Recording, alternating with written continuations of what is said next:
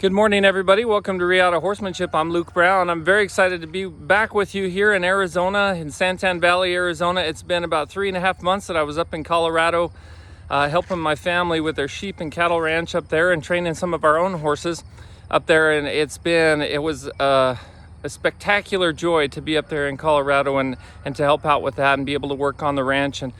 And we have big plans for the future for that ranch, and you guys stay tuned about that.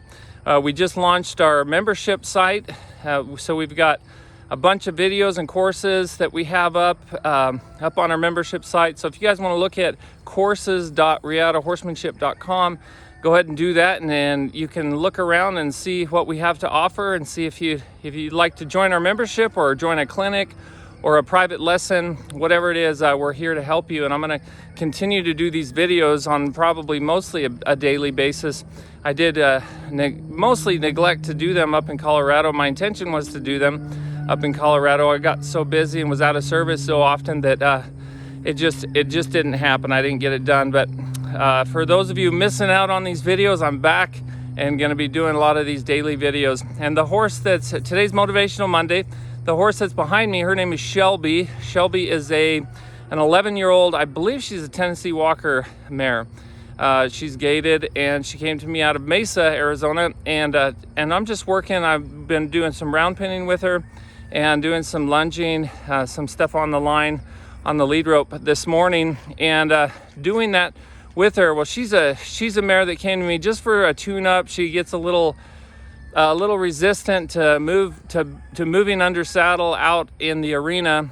She's pretty good on the trail, but she's doesn't really like the arena work apparently. So some of the stuff that I'm going to be working with her is I just go through all the fundamental foundational work at Riata Horsemanship on the ground and in the saddle, and hopefully get her to where she's happy working in the arena and happy out on the trail and is a more responsive and safer horse.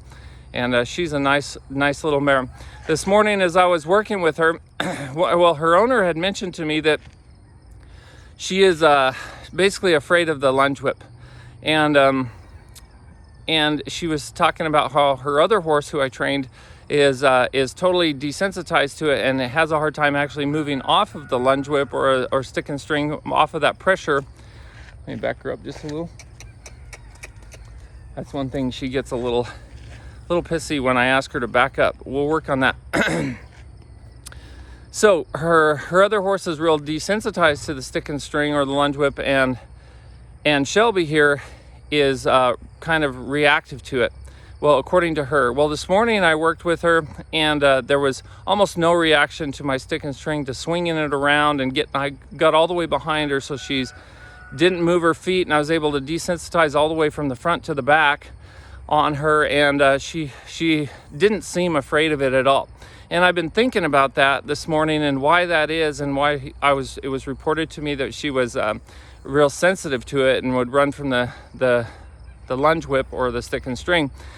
And it all comes down to body language. Body language, really, with horses. Horses are experts at reading body language, and if your body language is correct, horses will learn very quickly whether they should relax or whether they should move.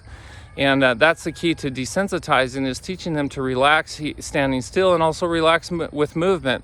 And that gets more complicated, but relaxing, if my body language is relaxed, she learns to relax really quickly. Even if I'm swinging the lunge whip or the stick and string up above my head and whipping through the air and smacking the ground with it, it doesn't matter. If she sees that my body language is relaxed, she's going to relax, and she knows that she should just relax while I'm doing that. And that's part of the desensitizing process. So body language is key. And I was thinking this morning, how does our body language affect people that we interact with and affect our success in life?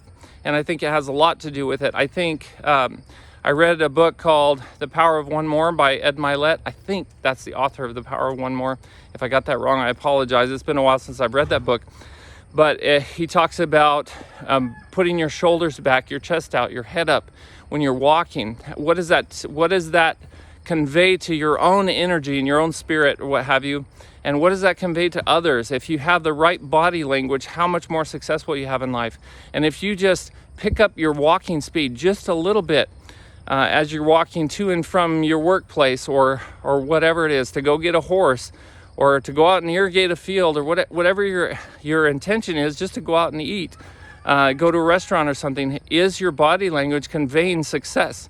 And if your head is down, your shoulders are slumped, and you're walking slowly, people will read that. They'll look at you, and they may subconsciously think this, or they maybe a subconscious thought, but they will see an unsuccessful person, a person who doesn't have friends, doesn't have success in any aspect of their life, if you're walking with your shoulders slumped, your head down, and walking slowly. So body language says a lot about how you feel and what you're doing, and you can change how you feel by changing your body language. So if you're feeling down, if you're having a rough morning, having a rough start to your day, a lot of people have a challenging morning on Monday mornings. You know, that's the highest rate of heart attacks by far, is, at least in the United States, is early.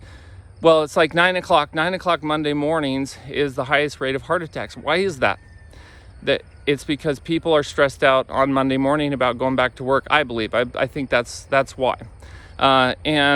So if we change our body language, we can change how we feel, we can change how other people feel about us, and we will have more success in life. All it takes, raise your head up, put your chest out, shoulders back, and walk a little bit faster.